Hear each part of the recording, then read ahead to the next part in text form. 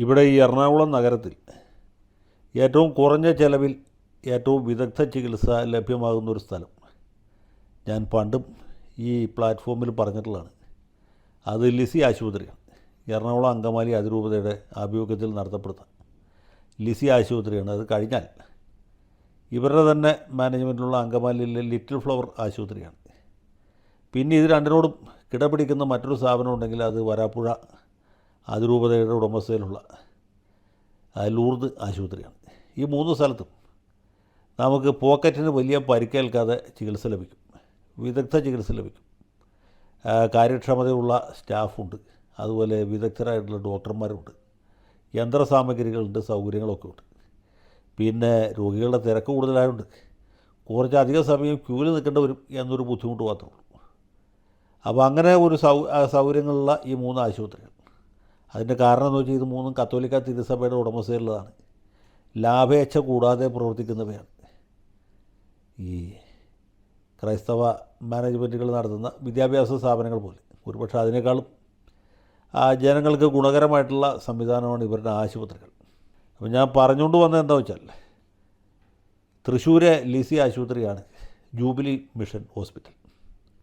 അതെനിക്ക് തോന്നുന്നത് ലിസിയേക്കാളും വളരെ വലുതാണ്. മാത്രമല്ല ഇപ്പോൾ മെഡിക്കൽ കോളേജായിട്ട് വളർന്നിരിക്കും. ഞാനവിടെ രോഗിയായിട്ടല്ല എങ്കിലും ചില രോഗികളെ കാണാൻ വേണ്ടിയൊക്കെ പോകാൻ സൗകര്യമുണ്ടായിട്ടുള്ള ആളാണ്. അതൊരു വലിയ സാമ്രാജ്യമാണ്, അത്രയധികം രോഗികൾ, അതിന് ഭാഗത്തിന് പാരാമെഡിക്കൽ സ്റ്റാഫ്, അതിനൊക്കെ കിടപിടിക്കുന്ന രീതിയിൽ ഡോക്ടർമാർ, യന്ത്ര സൗകര്യങ്ങൾ എല്ലാം ഉണ്ട്. ചികിത്സയും ഞാൻ മനസ്സിലാക്കിയെടുത്തോളം വളരെ വളരെ ചീപ്പാണ്. ഏറ്റവും കുറഞ്ഞ ചിലവിൽ രോഗികൾക്ക് വൈദ്യസഹായം ലഭിക്കുന്ന ഒരു സ്ഥലമാണ് ജൂബിലി മെഡിക്കൽ മിഷൻ ഹോസ്പിറ്റൽ.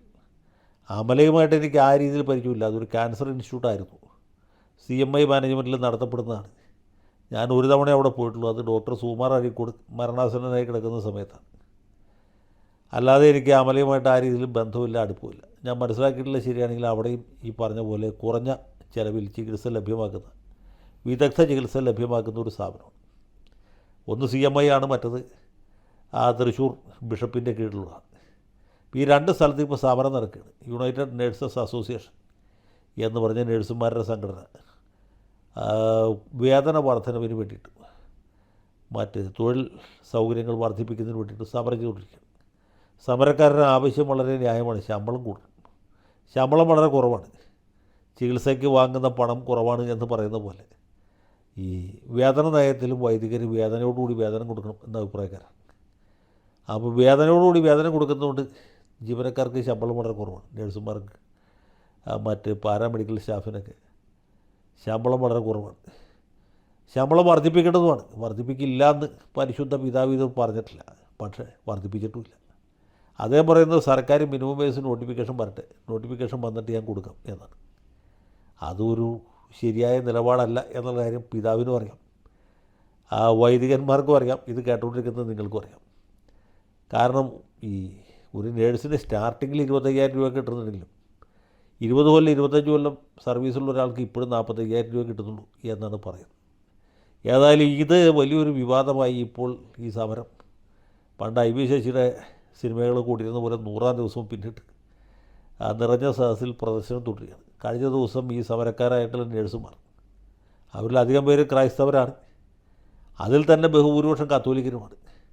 ഇങ്ങനെ കത്തോലിക്കരായ നേഴ്സുമാർ വലിയൊരു വിഭാഗം സ്ത്രീകളാണ്. ഇവരൊക്കെ കൂടി തൃശ്ശൂരെ ബിഷപ്പ് പാലസ് ഉപരോധിച്ചു എന്നൊരു വാർത്തയും കണ്ടു. പിന്നെ അവരെ അറസ്റ്റ് ചെയ്ത് നീക്കാനായിട്ട് പോലീസ് വന്നു, വനിതാ പോലീസ് വന്നു. ഞങ്ങൾ അറസ്റ്റ് വരിക്കും, പക്ഷേ വീട്ടിൽ പോവുകയില്ല എന്ന സ്റ്റാൻഡ് ഇവരെടുത്തു. പോലീസ് കുടുങ്ങി എന്നൊക്കെ പത്രത്തിൽ വായിച്ചു. അതൊക്കെ ഈ UN-യുടെ എല്ലാ സമരത്തിലും നടക്കുന്ന ഒരു പരിപാടി തന്നെയാണ്. നേഴ്സുമാരെ അറസ്റ്റ് വരിക്കും, പക്ഷേ അവർ പോലീസ് സ്റ്റേഷനിൽ പേരെഴുതിയെടുത്ത് വീട്ടിൽ പറഞ്ഞു വിടാൻ നോക്കിയാൽ പോകില്ല. അവസാനം പോലീസുകാർ പുലിവാൽ പിടിക്കും. ഇത് തന്നെ ഇപ്പോൾ തൃശ്ശൂർ സംഭവിച്ചിട്ടുള്ളത്. അപ്പോൾ ഇങ്ങനൊരു സാഹചര്യം എന്ന് പറയുന്നത് സഭയ്ക്കോ അതിരൂപതയ്ക്കോ ക്രിസ്തീയ സമുദായത്തിനോ ക്രിസ്തുവിൻ്റെ ആദർശങ്ങൾക്കോ തന്നെ നിരക്കുന്ന ഒന്നല്ല എന്നുള്ള കാര്യം ഞാൻ പറയാതെ തന്നെ മഹാപണ്ഡിതനായ ആൻഡ്രൂസ് താഴത്ത് പിതാവിനെ അറിയാവുന്നതാണ്. ആൻഡ്രൂസ് പിതാവ് സെമിനാരിയിലൊക്കെ പഠിച്ചിട്ടുള്ളതാണ്. അദ്ദേഹം പിന്നെ ലുവൈനിലോ മറ്റോ പോയിട്ട് വലിയ ബിരുദങ്ങൾ നേടിയിട്ടുള്ള ആളാണ്. പുള്ളിക്ക് അറിയാം ഈ കാര്യങ്ങളൊക്കെ.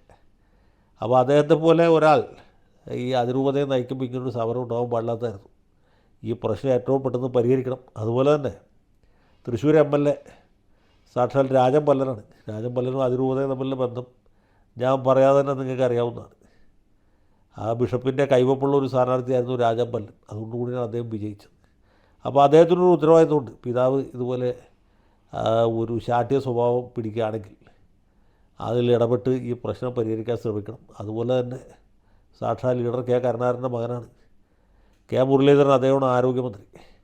അദ്ദേഹവും നല്ല കാര്യവിവരമുള്ള ആളാണ്, പ്രാപ്തിയുള്ള ആളാണ്. അദ്ദേഹത്തിന് ഈ വിഷയത്തിൽ ഇടപെടാം. ബിഷപ്പ് തിരുമേനിയോട് പറയാം, ഈ സമരം ഇങ്ങനെ പ്രസിപ്പിറ്റേറ്റ് ചെയ്യുന്നത് ശരിയല്ല.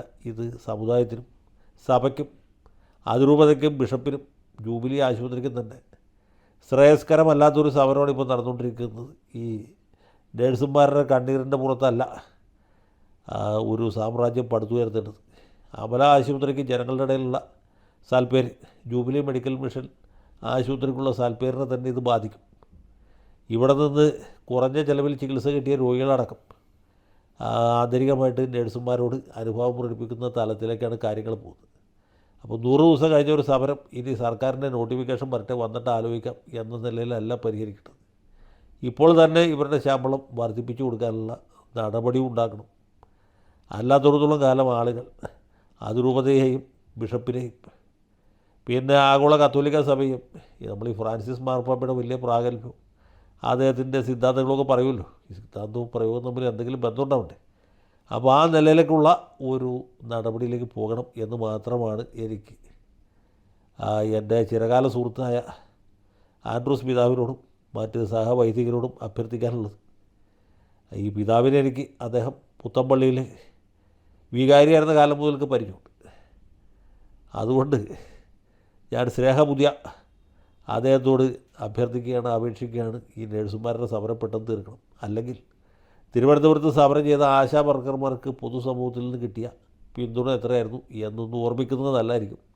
ഏതൊരു നല്ല സ്ഥാപനത്തിൻ്റെയും പേരും പെരുമയും നശിപ്പിക്കാനായിട്ട് ഇതുപോലുള്ള 1 or 2 സാഹസങ്ങൾ മതിയാവും എന്ന് മാത്രം ഒരിക്കൽ കൂടി ഓർമ്മിപ്പിക്കുന്നു.